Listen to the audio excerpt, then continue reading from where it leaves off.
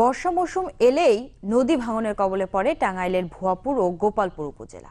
এবারও যমুনার ভাঙনে বিলীন হয়েছে এই অঞ্চলের ঘরবাড়ি, রাস্তাঘাট, হাটবাজার, গাছপালা, ফসলি জমি সহ বিস্তীর্ণ এলাকা।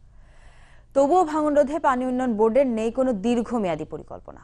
একই দশা মৌলভীবাজারের রাজনগর উপজেলাবাসীর।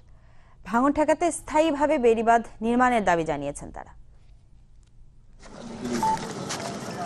বাড়ছে যমুনার পানি, সেই সাথে ভাঙছে নদী। তাই নির্ঘুম রাত কাটছে টাঙ্গাইলের ভুয়াপুর এবং গোপালপুর উপজেলার ৮ শতাধিক পরিবারের। এরই মধ্যে নদীগর্ভে বিলীন হয়েছে ভুয়াপুরের অর্জুনা, জগৎপুর, কুঠিপাড়া আর গোপালপুরের গুলিপেঁচা, নলিন, সোনাইমুই সহ কয়েকটি গ্রামের ঘরবাড়ি আর রাস্তাঘাট। ভাঙনের মুখে রয়েছে শিক্ষা প্রতিষ্ঠান সহ নানা স্থাপনা। আতঙ্কে অনেকেই সরিয়ে নিচ্ছেন ঘরবাড়ি। 10 হাত ভাঙে এলে আমার ঘরটা ভাঙে, আমি হারা আমার জমিনের যত নাই বাড়ি তো ভাঙে গ্রাম কোনতে থাকুন। মানুষের আশা করি না, আল্লাহর আশাই করি। ঘর বাড়িটা ভিক্ষা দিয়া যায়, থাকবার জানি পারি। ভাঙন ঠেকাতে চলতি বছরের মে মাসে ৮৬,০০০ বস্তা ফেলার কথা থাকলেও তা করা হয়নি। এজন্য পানি উন্নয়ন বোর্ডের গাফিলতিকেই দুষছেন স্থানীয়রা।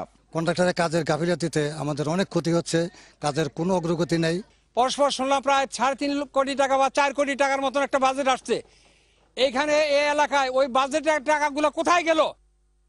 যদিও ঠিকাদারি প্রতিষ্ঠানের দাবি, পানি সম্পদ মন্ত্রণালয়ের টাস্কফোর্সের অনুমতির জন্য আটকে আছে কাজ। এ বিষয়ে পানি উন্নয়ন বোর্ডের বক্তব্যও দায়সারা। সঠিক সময় নেওয়া হয়নি, এই জিনিসটা আসলে আমার কাছে এই প্রশ্নের উত্তর নাই। এটার প্রশ্নের উত্তর দিতে হবে মূল ঠিকাদার এবং পানি উন্নয়ন বোর্ড। আমি যেহেতু সাব কন্ট্রাক্টর, আমাকে যেদিন থেকে তারা নির্দেশ দিয়েছেন সেদিন থেকে আমি কাজ করতেছি। কার্যাদেশ অনুযায়ী ৩০ মের মধ্যে কাজটি শেষ হওয়ার কথা, কিন্তু এই কাজে কোনো বরাদ্দ না থাকায় আমরা এ যাবৎ ৪০% কাজ শেষ করতে সক্ষম হয়েছি। এদিকে মৌলভীবাজারের কুশিয়ারা নদীর ভাঙন আতঙ্কে রাজনগর উপজেলার ৬ ইউনিয়নের বাসিন্দারা। বেড়িবাঁধ ভেঙে এরই মধ্যে বিলীন হয়েছে বেশ কিছু ঘরবাড়ি ও কয়েকশো একর ফসলি জমি। বাপদাদার বহুত সম্পত্তি গাঙ্গে ভাঙ্গিয়া নিয়া আমরা বহুত ক্ষতিগ্রস্ত হইয়া ওখান নিয়ে আশ্রয় নিরুপায় আমরা হয়ে গেছি। এখন আমরা এমন আতঙ্কর মাঝে আছি, যদি এই বছরের খাম খাত যদি হয় না, আমরা অনেক কৃষক মারা যাইব। এই যখন পরিস্থিতি, তখন কর্তৃপক্ষ বলছে ভাঙন ঠেকাতে জরুরি ভিত্তিতে বেড়িবাঁধ নির্মাণ করা হবে। আমরা আগামী বছর বাজেটে ধরব এবং ধরলে আশা করি এই কাজটা করা সম্ভব হবে।